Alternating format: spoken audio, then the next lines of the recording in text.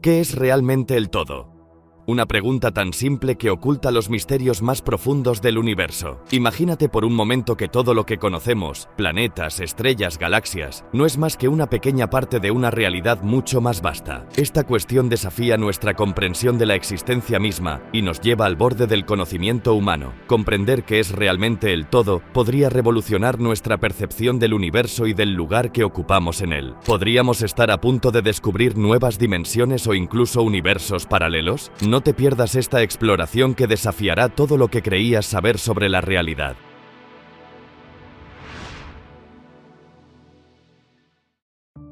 Un tramo desolado de desierto está tenuemente iluminado por el cielo que se aclara. Aún faltan 30 minutos para el amanecer, pero por encima de las nubes, las estrellas ya se han desvanecido y una profunda luz azul sin sombras inunda el suelo del desierto. En los últimos meses, el suelo plano y sin rasgos distintivos se ha transformado. Una torre de acero de 30 metros de altura que lleva una carga terrible se erige sola al pie de las montañas Ascora, rodeada por poco más que huellas de neumáticos que se cruzan y llevan 3 kilómetros desde una casa de adobe ahora vacía. Más allá, situados al noroeste y al sur, todos a un radio deliberado de 9 kilómetros de la torre, hay 3 refugios parcialmente enterrados, cada uno con sus ventanas orientadas hacia su foco común. Los científicos y soldados ahora acampados dentro de estos refugios no pueden ver la torre en el epicentro del círculo, pero pronto verán muy bien los efectos de su carga fatídica. Sin saber qué esperar, se acuestan en el suelo, con los pies apuntando hacia la torre invisible en la distancia y escuchan la cuenta regresiva mientras cruje sobre el sistema de megafonía. A las 5:30 am, en punto del 16 de julio de 1945, un estruendo sacudió la Tierra, marcando el comienzo de una nueva era de la civilización y el nacimiento de una nueva rama de la física. La llamada bomba Gadget, que había sido izada a la cima de la torre de disparo, implosionó, iniciando una devastadora reacción en cadena nuclear dentro de su núcleo de plutonio. La bomba nuclear explotó con una fuerza equivalente a 21.000 toneladas de TNT. En una fracción de segundo, la torre de acero fue vaporizada y el suelo del desierto se derritió en un vidrio verde. El tenue amanecer se convirtió en día brillante en un instante, mientras la explosión se expandía y luego formaba el icónico hongo atómico que simboliza la era nuclear. Esta fue la prueba Trinity, la primera detonación a gran escala de una bomba nuclear, que llegaría a moldear el curso de la historia y el campo de la ciencia. Los años 30 habían visto avances monumentales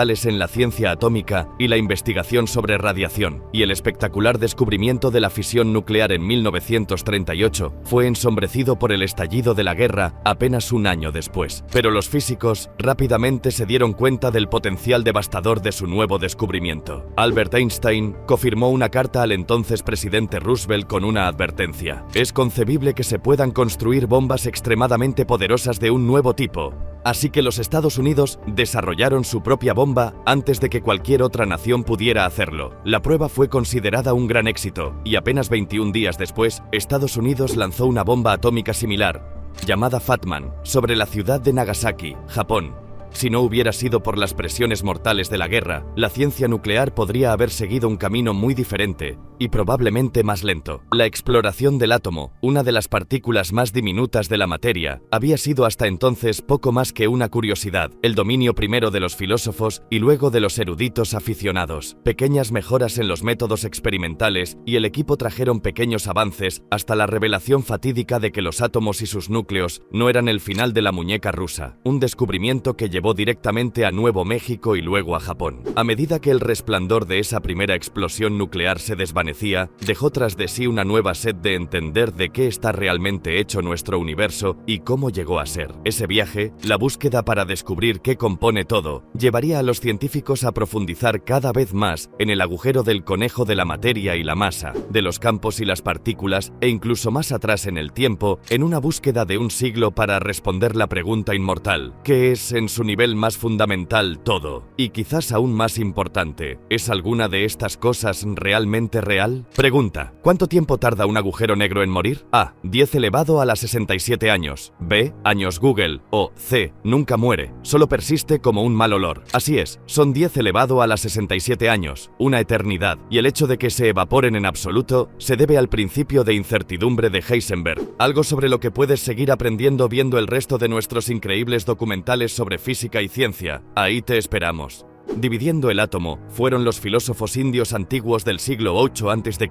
quienes primero afirmaron que nada de lo que experimentamos es, de hecho, real. Tal filosofía reduccionista extrema es lo suficientemente simple de seguir. Un carro puede descomponerse en sus partes componentes: ruedas, ejes, yugo. Esos componentes también pueden descomponerse. Una rueda se convierte en un cubo, aro y radios. Cada sucesión de partes más pequeñas puede descomponerse aún más a mano, y con herramientas especializadas hasta que no quede nada más que una colección de diminutos puntos, cada uno indistinguible del siguiente. ¿Qué son entonces los objetos de nuestra experiencia? ¿Es todo sino montones de tales puntos acumulados y organizados para dar la apariencia de algo mayor? Estos imponentes rompecabezas existenciales fueron visitados nuevamente por los filósofos griegos antiguos unos 400 años después. Considerando el mismo problema, Demócrito y Leucipo llegaron a la misma conclusión. En última instancia, todo lo que podemos ver y tocar puede descomponerse una y otra vez hasta que se alcance un punto muerto de diminutas partículas que no se pueden dividir más. Demócrito dio a estas partículas hipotéticas un nombre, definiéndolas por su naturaleza fundamentalmente indivisible: átomos, que significa incortable. Hoy las conocemos como átomos, y sin embargo, no fue hasta el siglo XIX que la ciencia, en lugar de la filosofía, permitió a los investigadores sondear la naturaleza de estos misteriosos átomos incortables. A principios de 1800, el químico inglés John Dalton pasaba sus veranos en las montañas del distrito de los Lagos en el noroeste de Inglaterra. Antes del advenimiento de los mapas completos de la región, él era una autoridad, midiendo su altitud y distancias a través de su propia experiencia de senderismo. Uno puede imaginar su mente divagando en estas colinas, midiendo y reflexionando sobre las notables teorías que estaba formando dentro de su laboratorio en Manchester, ya que Dalton pasaba el resto de su tiempo analizando la naturaleza de varios compuestos químicos. Estos compuestos eran tan distintos como las cumbres que él conocía tan bien. ¿Qué era lo que hacía que su naturaleza básica se comportara de manera tan diferente? Todos estos químicos, postuló Dalton, estaban compuestos de bloques de construcción simples e indivisibles que se relacionaban con los elementos que los componían, de manera que el metano, como una combinación de carbono e hidrógeno, contenía átomos indivisibles de carbono e hidrógeno. El óxido nitroso se construía a partir de átomos de nitrógeno y oxígeno, y así sucesivamente, invocando sin saberlo las filosofías antiguas, sintetizando las obras de sus contemporáneos y basándose en su creencia en la simplicidad última de la naturaleza.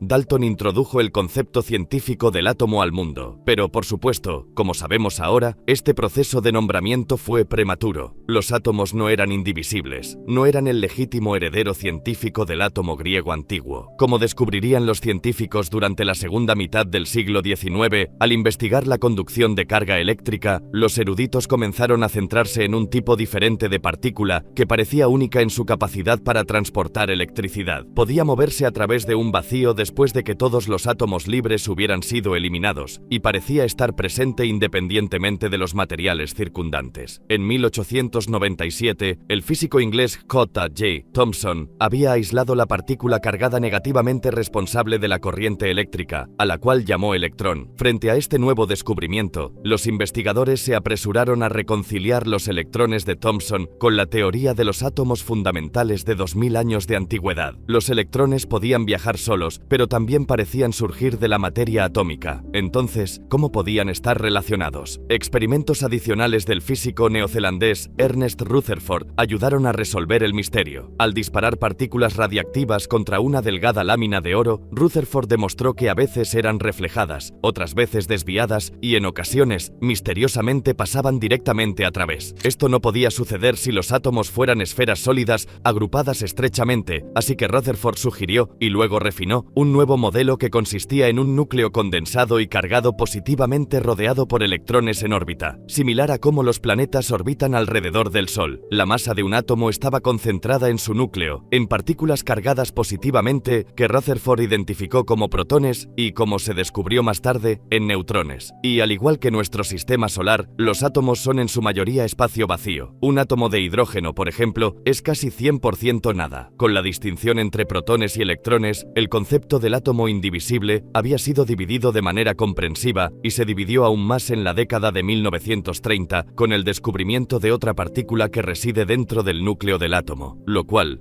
aunque imposible de saber en ese momento, comenzó el avance constante hacia la bomba atómica. James Chadwick había pasado sus primeros años académicos trabajando con Ernest Rutherford en Manchester. Cuando estalló la Primera Guerra Mundial, quedó atrapado tras las líneas enemigas y pasó gran parte del conflicto en un campo de prisioneros, donde, no obstante, logró establecer un pequeño laboratorio y un club de ciencias con sus compañeros prisioneros. Regresó a Inglaterra para terminar su doctorado en 1921 y persiguió el espinoso problema de la masa extra del helio. Se sabía bien que los átomos de helio tenían un número atómico de 2, lo que significaba que tenían 2 protones y 2 electrones correspondientes, pero la masa del helio era en realidad el doble de lo que se esperaba de la masa de esos 2 protones. Debía haber algo más pesado, pero sin carga, oculto en el núcleo que contribuyera a esa masa. A través de una serie de deducciones e inspirados experimentos que involucraban berilio radiactivo y cera de parafina, Chadwick logró lo que sus colegas y mentores no pudieron. Encontró evidencia concluyente de esta misteriosa partícula neutral, el neutrón, ganándose el Premio Nobel de 1935 en el proceso. Y así, el neutrón pronto fue aprovechado como una herramienta para una mayor exploración de la composición atómica. Los científicos comenzaron a bombardear elementos existentes con neutrones en un intento de aumentar su masa y alterar la composición de sus núcleos. Pero en 1938, la física austríaca Lise Meitner se dio cuenta de que los impactos de neutrones tenían el potencial de hacer algo inesperado. En lugar de agregar a la masa de un átomo, un neutrón podía desencadenar que ese átomo se dividiera, compartiendo sus protones y electrones entre 2 átomos nuevos y distintos y liberando una enorme cantidad de energía en el proceso. Los colegas de Meitner, Otto Hahn y Fritz Strassmann, lograron lo que generaciones de alquimistas no habían podido: utilizar un simple neutrón para transmutar átomos de uranio en kriptón y bario. Inspirados por el proceso biológico de división celular, Meitner y sus colegas nombraron a este proceso fisión, y se convertiría en la base física para algunas de las armas más destructivas jamás creadas. A pesar de su papel fundamental en el descubrimiento y su contribución a su nombre, Meitner se mostró reacia a asociarse con el potencial devastador de las reacciones en cadena de fisión nuclear. Quizás debido a esto, o tal vez debido al sexismo y antisemitismo que enfrentó a lo largo de su carrera, Lise Meitner quedó sin crédito durante mucho tiempo por su trabajo, y fue Otto Hahn quien recibió solo el Premio Nobel por el descubrimiento de la fisión nuclear en 1944. Así, en los siglos desde que la ciencia dejó atrás la filosofía, nuestra comprensión de las partículas fundamentales de la materia se había transformado fundamentalmente. Los átomos, increíblemente pequeños y aparentemente indivisibles, podían de hecho dividirse. Los bariones son las partículas de los núcleos atómicos, los protones y neutrones. Los electrones son otro tipo de partícula conocida como leptones, que habitan una esfera diferente y se comportan de manera única. Entender la interacción de estos 2 tipos de materia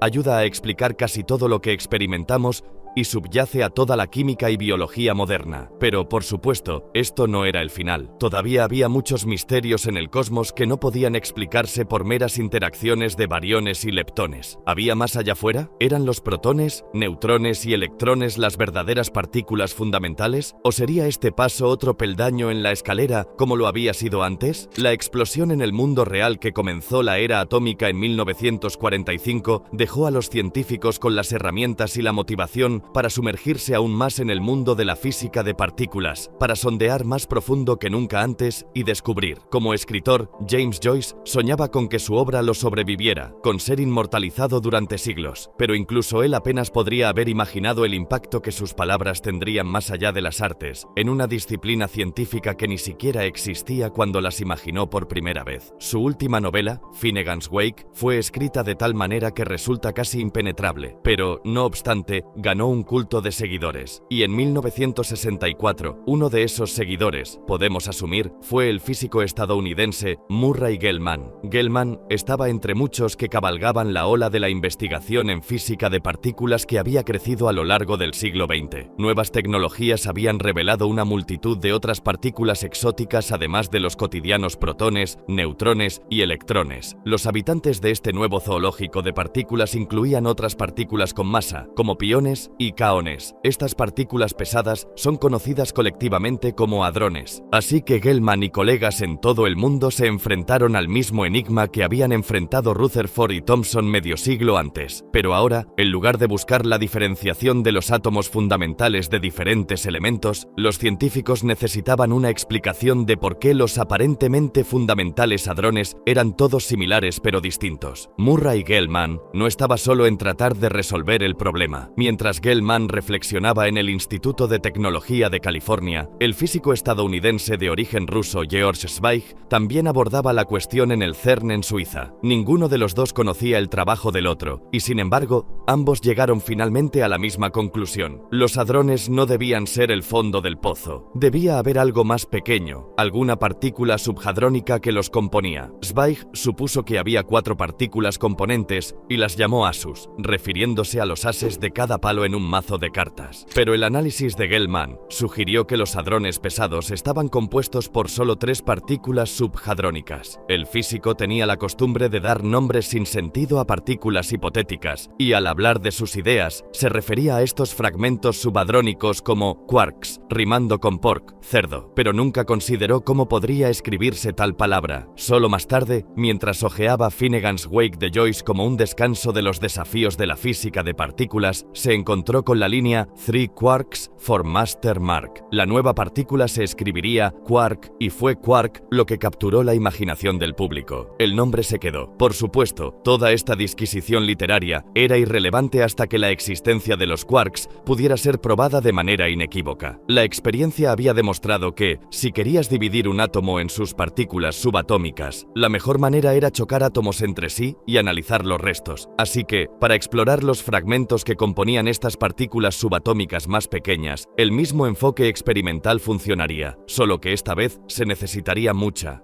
más energía. En 1968, el Centro de Aceleración Lineal de Stanford, SLAC, tenía solo 2 años, pero ya lideraba la carga en la física de partículas de alta energía. Con 3.2 kilómetros de longitud, era el acelerador en línea recta más largo del mundo, enterrado a 9 metros bajo el paisaje plano y suavemente ondulado de la bahía sur de San Francisco. Allí, los electrones serían acelerados a velocidades asombrosas, dotados de energía hasta 50 gigaelectronvoltios antes de ser estrellados contra protones o neutrones desprevenidos, y de los productos caóticos de esta colisión frontal, los físicos pudieron finalmente demostrar lo que Murray Gell-Mann y George Zweig habían hipotetizado 4 años antes, que estos hadrones no eran más indivisibles que los átomos. Un protón podía ser destrozado en partículas puntuales mucho más pequeñas. Quarks o ases, como se les llamara, eran reales. Los siguientes 30 años de la física de partículas de alta energía vieron a los quarks ser investigados desde todos los ángulos posibles. Los experimentos y la teoría se combinaron para determinar cuántos tipos de quarks había, cómo se diferenciaban unos de otros y cómo interactuaban para crear partículas más grandes. Ahora, los físicos han identificado 6 tipos diferentes de quarks, conocidos como sabores, que se llaman de manera algo curiosa: arriba, up;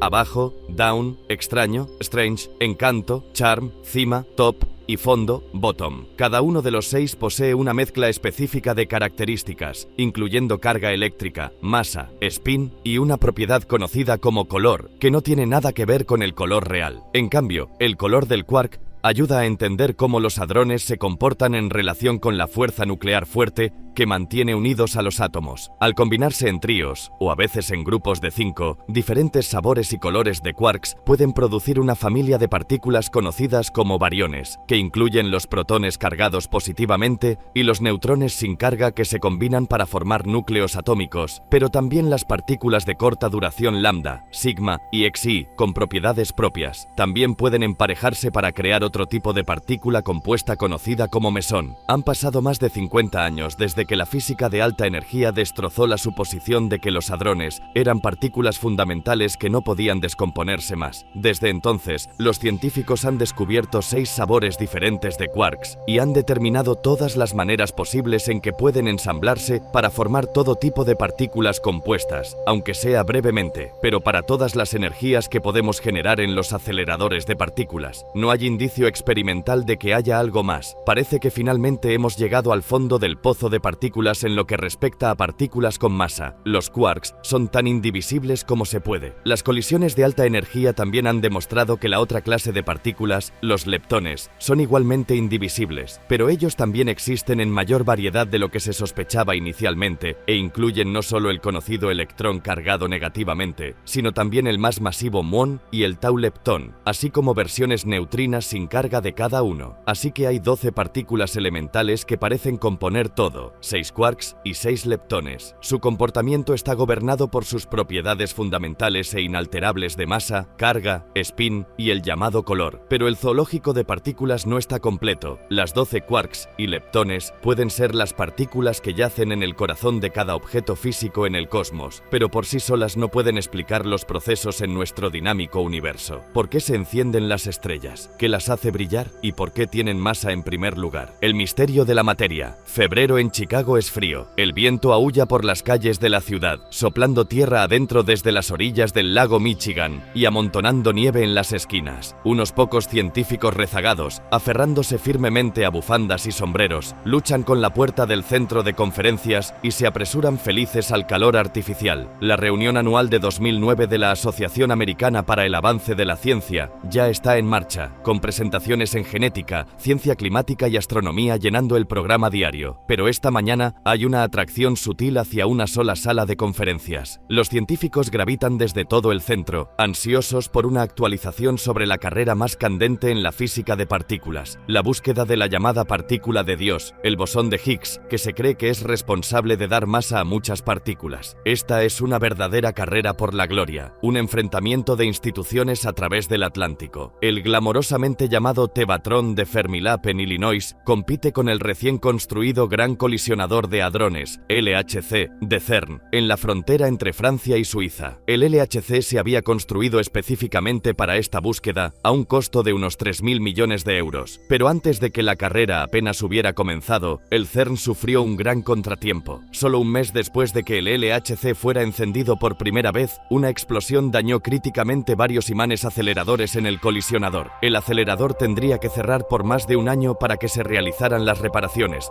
dando al Tevatron una clara ventaja para la victoria. Así que ahora, con el LHC incapacitado y el Tevatron liderando la carga, los principales científicos de Fermilab subieron al escenario en Chicago para presentar su progreso. Dirigiéndose a una sala de conferencias repleta y humeante, revelaron que, aunque aún no habían encontrado la partícula de Dios, esperaban que no pasara mucho tiempo antes de poder confirmar un descubrimiento. El centro había estado trabajando arduamente para aumentar la precisión, pero el problema era que nadie sabía exactamente qué propiedades tenía el bosón de Higgs, ni qué energía de colisión lo produciría. El Tevatron estaba mejor situado para explorar un cierto rango, entre 150 y 180 gigaelectronvoltios. Así que, si la esquiva partícula podía producirse dentro de estos límites, Fermilab tenía una excelente oportunidad de adelantarse al LHC dañado. La búsqueda de las piezas faltantes del modelo estándar había comenzado realmente décadas antes. A lo largo de la última mitad del siglo XX, se construyeron colisionadores que chocaban partículas y ayudaban a revelar una variedad inimaginable de quarks y partículas compuestas. Y sin embargo, incluso entonces, estaba claro que esto no era el cuadro completo. Estas partículas podían ser la materia prima, pero no decían nada sobre la acción. 4 fuerzas fundamentales gobiernan las interacciones entre la materia en el universo moderno. La gravedad, que distorsiona el espacio-tiempo y ve a todos los objetos atraerse entre sí. El electromagnetismo, responsable de las interacciones eléctricas y magnéticas, así como de la comunicación de la radiación a través de distancias vacías. La fuerza nuclear fuerte, que mantiene unidos los núcleos atómicos, y la fuerza nuclear débil, que a veces causa que estos se desintegren.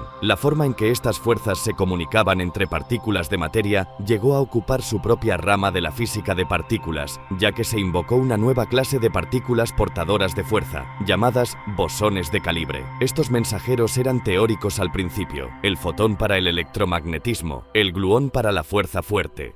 los bosones W y Z para la fuerza débil y el gravitón para la gravedad. Como partículas, podían considerarse manifestaciones físicas de campos de la misma manera que las olas en la superficie del océano reflejan los movimientos debajo de la superficie. Si eran partículas reales o no, es una cuestión para la mecánica cuántica, pero uno tras otro, los experimentos detectaron de hecho la mayoría de estos bosones, y ahora se sientan junto a los quarks y los leptones en el modelo estándar de la física de partículas. Solo el gravitón nos elude, necesitando energías de colisión tan enormes para producirlo que nunca seremos capaces de construir un acelerador de partículas lo suficientemente grande. Una vez que pudieron ser vistos y estudiados, resultó que los diferentes bosones portadores de fuerza tenían propiedades variadas, al igual que las propiedades fundamentales de la materia. Tenían diferentes masas e interactuaban con quarks y leptones de diferentes maneras. Por ejemplo, algo sorprendentemente, los bosones W y Z de la fuerza débil parecían tener masas enormes, mientras que los fotones no tenían masa en absoluto. Y esta cuestión de la masa se estaba convirtiendo rápidamente en un problema importante para el venerado modelo estándar de la física. La masa de los leptones es minúscula, mientras que todos los quarks tienen más, pero en cantidades diferentes. Un quark top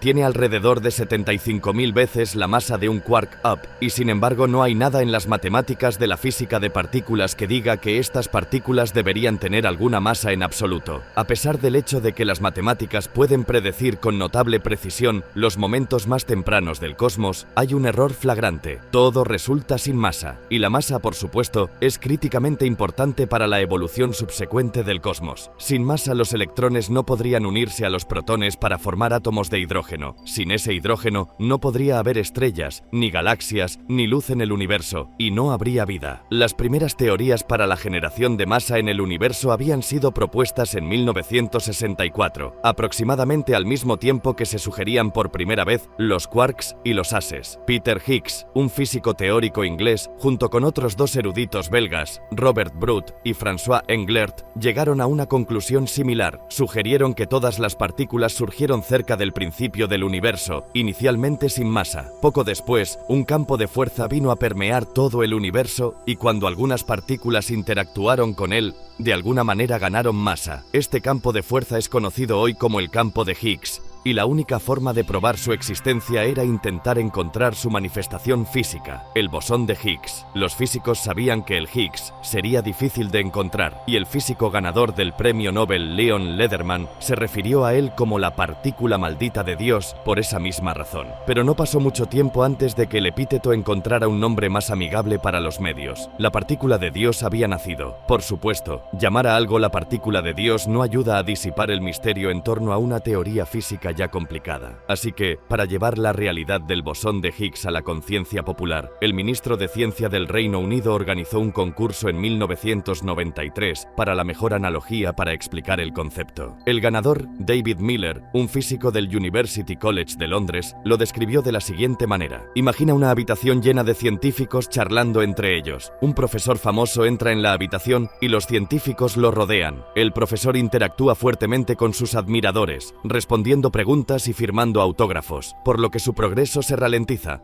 Es como si hubieran adquirido masa debido al campo de admiradores que los rodea. Cada admirador podría considerarse un solo bosón de Higgs. Cuando un profesor menos famoso entra en la habitación, podría atraer solo a una pequeña multitud y encontrar más fácil moverse, como si tuviera menos masa. Si imaginar los efectos del campo de Higgs y los bosones de Higgs requiere algo de gimnasia mental, encontrar la esquiva partícula era un desafío aún mayor. El bosón de Higgs puede ser producido a partir de colisiones de hadrones de muy alta energía, pero instantáneamente se desintegra en electrones o fotones, pero los físicos no sabían exactamente qué energía produciría el bosón de Higgs ni en qué podría desintegrarse. Así que buscar en los escombros de la colisión algo que no pudiera explicarse por las otras partículas del modelo estándar era como buscar una aguja en un pajar. Y así, al final, a pesar de las afirmaciones de Fermilab en Chicago de que podrían tener evidencia del Higgs para finales de 2009, nunca se materializó tal evidencia, y cuando el gran colisionador de hadrones volvió a encenderse y comenzó sus experimentos a finales de ese año, las esperanzas del Tevatron comenzaron a desvanecerse. El sprint inicial se convirtió en un maratón agotador que duró hasta 2012, con 1000 billones de colisiones protón-protón en el acelerador de 27 kilómetros de largo. Pero el 4 de julio, el CERN finalmente anunció su éxito, una detección definitiva de dos de los instrumentos del LHC, ambos con suficiente confianza estadística para discernirlo del ruido de fondo.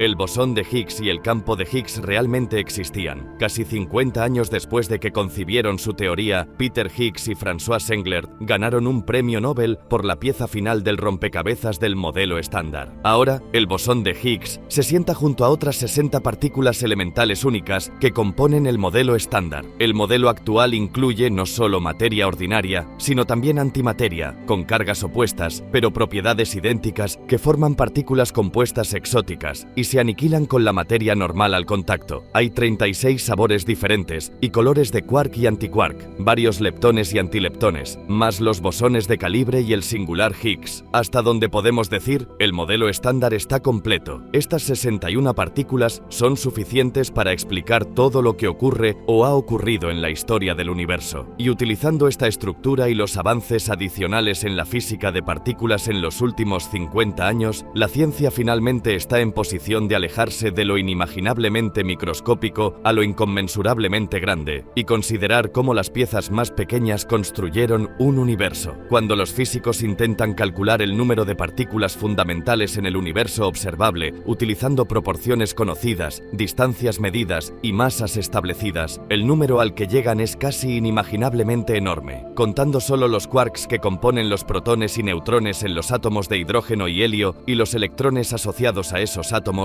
la cifra supera los 3 bigintillones, es decir, un 3 seguido de 80 ceros. Sin embargo, incluso con esta cantidad asombrosamente grande de partículas, cuando se distribuyen a lo largo del vasto volumen del universo observable, promedian aproximadamente una partícula del tamaño de un quark por metro cúbico. Puede que no sea sorprendente que la mayoría del espacio sea en realidad espacio vacío, o al menos no es materia. Por toda su completitud experimental, el modelo estándar queda muy lejos de explicar la composición del universo en su totalidad, porque en realidad solo el 5% de las cosas en el universo es lo que consideraríamos materia normal, la materia que compone las estrellas, los planetas y los seres humanos. El resto está envuelto en misterio. La materia oscura, que se cree es responsable de estructurar el universo a gran escala y mantener juntas a las galaxias en rotación, constituye alrededor del 25%. Es más, de 5 veces más abundante que las partículas del modelo estándar, a pesar de que aún no sabemos exactamente qué es. Y finalmente, el 70% restante del cosmos parece ser energía oscura, la fuerza misteriosa que parece estar vinculada a la expansión acelerada del universo moderno. Si sabemos poco sobre la materia oscura, sabemos aún menos sobre la energía oscura, a pesar de su abrumadora predominancia. Estas vastas incógnitas pueden aún eludirnos, pero para la materia que podemos tocar, ver y experimentar, podemos reconstruir una historia que se remonta a la primera fracción de segundo después del Big Bang, 1 billón de billones de billonésimas de segundo después del comienzo del universo tal como lo conocemos. Las fuerzas fuerte, débil y electromagnética estaban unidas en una gran fuerza singular, y las partículas, si estaban presentes en absoluto, serían muy diferentes a como las entendemos hoy. No habría gluones, fotones, ni bosones W y Z, solo quizás un tipo de bosón que se convertiría en el progenitor de todas las demás partículas por venir. A medida que la temperatura cósmica desciende y se produce la inflación exponencial, las fuerzas fundamentales y sus mensajeros bosónicos comienzan a emerger, pero aún no son como podríamos esperar. Son sin masa y con temperaturas y energía aún demasiado altas para las interacciones de partículas. Sus comportamientos distintivos aún no se realizan. Se necesita una eternidad relativa para que las cosas cambien. Alrededor de 1 billonésimo de segundo después del Big Bang, cuando el cosmos naciente se ha enfriado a unos meros 4 de grados, el campo de Higgs finalmente emerge en todo el volumen del espacio. Los bosones, quarks y leptones que interactúan con el campo adquieren masa y algunas de las interacciones de partículas esperadas comienzan a tener lugar. Sin embargo, Todavía es demasiado caliente y las partículas aún tienen demasiada energía para que los quarks se unan en algo mayor, por lo que existen como un plasma turbulento y bien mezclado de quark-gluón, la sopa cósmica definitiva. Ahora la sopa cósmica tiene todos los ingredientes para el universo tal como lo conocemos, pero tomará los próximos 370.000 años para que se congele en algo que podamos reconocer. El joven universo debe escalar paso a paso fuera del agujero que la física de partículas ha excavado. Los quarks deben ensamblarse en hadrones compuestos, los protones y neutrones deben unirse para formar núcleos atómicos, y los electrones deben unirse a esos núcleos para formar los primeros átomos sin carga. Los átomos se combinan en moléculas y finalmente ensamblan los objetos físicos del universo. Todo lo que hemos visto y experimentado hasta hoy es una muñeca rusa inimaginablemente compleja de partículas cada vez más pequeñas anidadas dentro de partículas, excepto que no es así. Hay una última capa de realidad por revelar, porque no es en absoluto seguro que las partículas existan.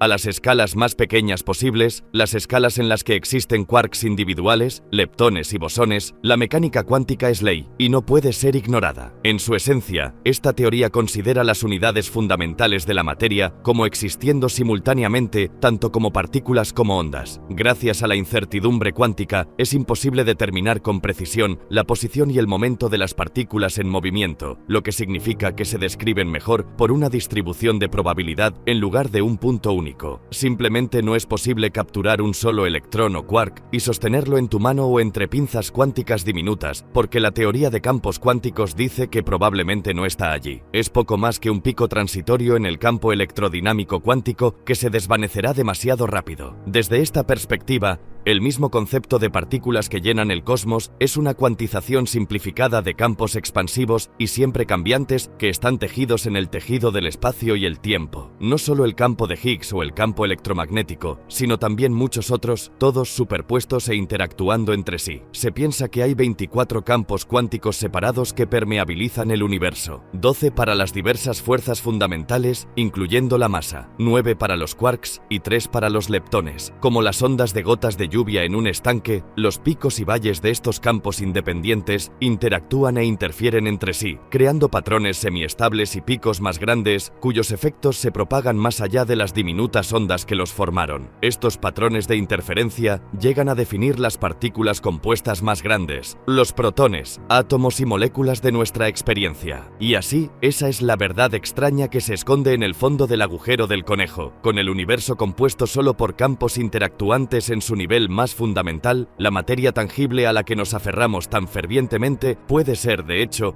poco más que una vigintillón de ondulaciones pasajeras de energía cuántica. Cuando los filósofos indios hace casi 3000 años imaginaron que nada es real, no podían saber cuán en lo cierto estaban. Llegados aquí, ¿acaso no has visto este otro documental sobre el espacio? Yo no me lo perdería,